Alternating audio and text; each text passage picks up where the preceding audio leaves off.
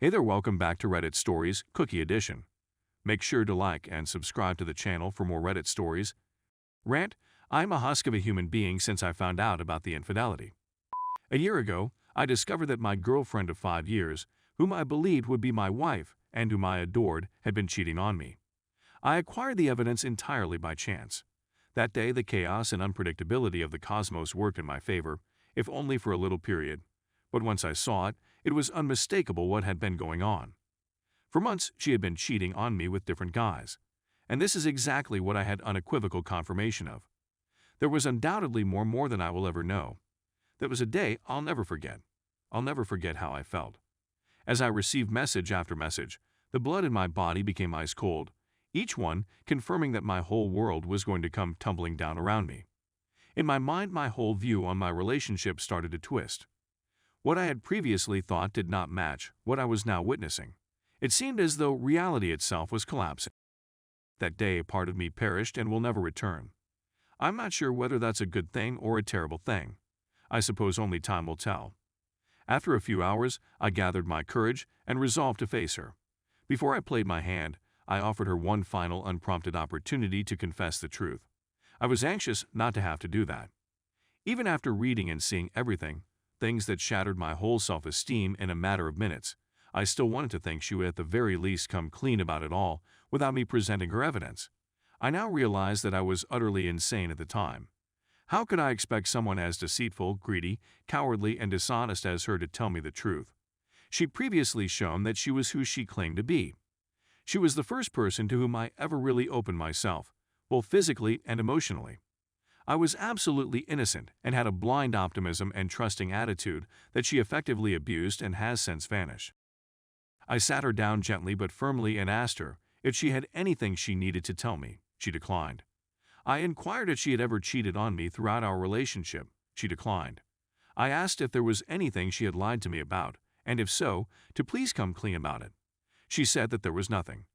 She pretended to be perplexed that I would even pose these questions, as if there were no legitimate reason for me to question them at all. As she answered each question, I could feel the color drain from my face. I could really feel myself becoming pale. With each response, I realized the person in front of me was someone I had never met before. Finally, the excessively idealized image of her in my imagination was detached from her genuine person. I simply sat there in quiet for a few moments, trying to figure out what was going on and how I was going to continue. I asked her one more pointless inquiry. Is there anything more you want to tell me? Anything. Are you certain there isn't anything? No. What is the source of this? Is there a problem? She responded. I was crushed and in a state of shock. She made me play my hand, so I just took a big breath and started reading her letters to each of her guy toys aloud. Even when I read them aloud and glanced over to her for her reaction, she seemed perplexed as to why I was reading them at all and pretended as if nothing was wrong. As if these communications didn't imply anything unusual at all. It was just a routine discussion amongst friends, which was weird to me since I don't recall having any buddies with whom I discussed meeting up for, snuggling, or kissing. Call me crazy, but I don't send nude images of myself to my friends, and they don't send me naked pictures of themselves. The more she pretended to be stupid as I read them, the more enraged I became. My head felt like it was ready to burst. On the exterior, I kept my cool, but on the inside, I was on the edge of going insane. I didn't fall for her deception methods. No, not this time. I knew I had all of the cards. I went through each message explaining to her, like you would to a kid, what each message meant, why it was bad, and why it suggested she was cheating on me after reading them all out maybe 3 times without her even admitting she had done anything wrong. She was a wise young lady who didn't need me to explain why sending a message indicating plainly that she was going to meet up with someone was considered cheating. Even still, she would debate with me about each message, striving to downplay its ramifications to the greatest extent possible. She lied, denied, and reduced everything she could. Finally, as I constantly put out my case with each communication, like a lawyer would in court, she realized I wasn't falling for her deceptive techniques. She sobbed and sobbed and sobbed. She was doomed. She said that she felt terrible and guilty about it. She was in such a bad mood. What a helpless victim of this terrible world she was. She said she merely did it to increase her self-esteem. It's not what it seems to be, she said. She had been thinking about informing me for days, but didn't want to harm me, so she chose to carry the load as punishment and never tell me.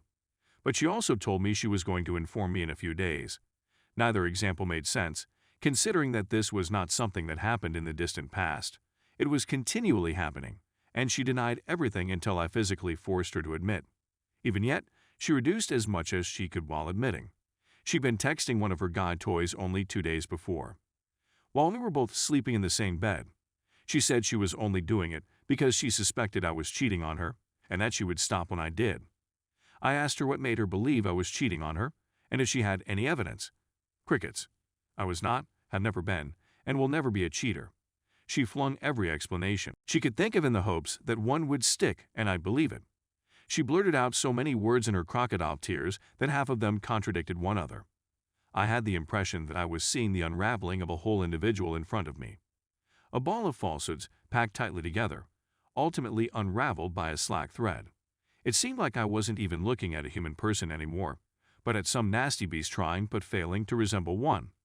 I really considered if she had a personality issue or was a psychopath/sociopath to some extent. It was very strange and distressing to see her unraveling. Throughout our relationship, she did a slew of other heinous things to me. I was young, inexperienced, and caring. Someone like that would be the ideal target for someone like that. I treated her like gold as she emotionally tormented me and love-bombed me until I forgave her. Then do something much worse. Then she will love-bomb me until I forgive her. Then do something much worse. And the cycle would continue, until she finally abused me horribly without remorse, ending in her ultimate betrayal. The only reason she tried to demonstrate, fake, regret was because I'd had enough of her and her unethical actions. I called it quits. To make matters worse, she informed her family, whom I loved as if they were my own, and for whom I did so much that it would be too long to list in this essay, that I was the one who cheated on her. She had a younger cousin who lived with her family and with whom she was close. I treated her as if she were my own flesh and blood, and I sincerely loved her as if she were my little sister. She is just a kid, so I certainly don't hold anything against her, but when my ex and I split up, she messaged me and sent me really terrible things because she claimed that I was the one who cheated on her. It devastated my already wounded heart. This tiny ball of innocence, whom I loved and cared for, turned against me in the most heinous manner conceivable due to a total misunderstanding of the facts. And I was well aware that she had probably turned the rest of her family against me as well. I wanted to respond back and defend myself, saying that it was her who cheated, but I was so exhausted that I just banned my ex and her whole family on everything and went no contact. I realized it was pointless to attempt to argue with her family members about what had transpired, and I wasn't going to show a kid the filthy things my ex wrote to her AP in order to clear my name in her eyes. I haven't felt human since that day. I'm just in my late 20s, yet I feel like I've been alive for 1,000 years. Every day is a recitation of the same routine. I go about like a zombie, taking care of the tasks that I must like job, but on the inside I am in full pain. I can't recall the last time I awoke with anything other than unpleasant feelings. My self-esteem is close to none.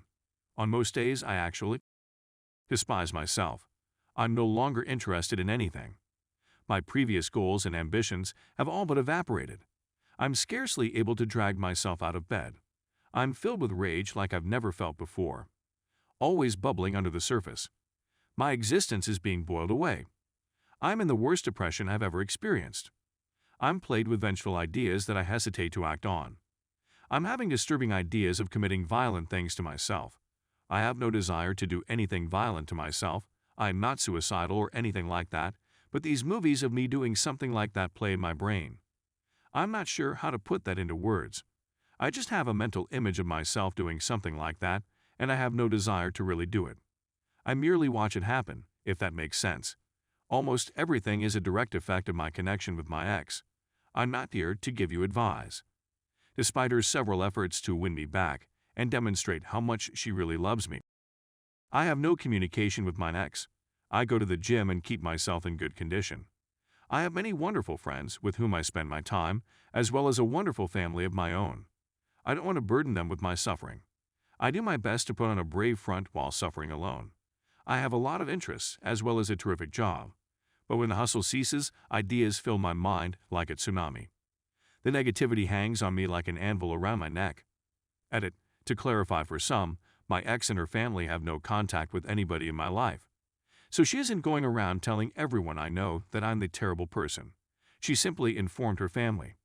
Obviously, it still stinks after all I've done for them and the love I and her family had, but it has no bearing on my present life/relationships. Everyone who knows me is aware of what occurred.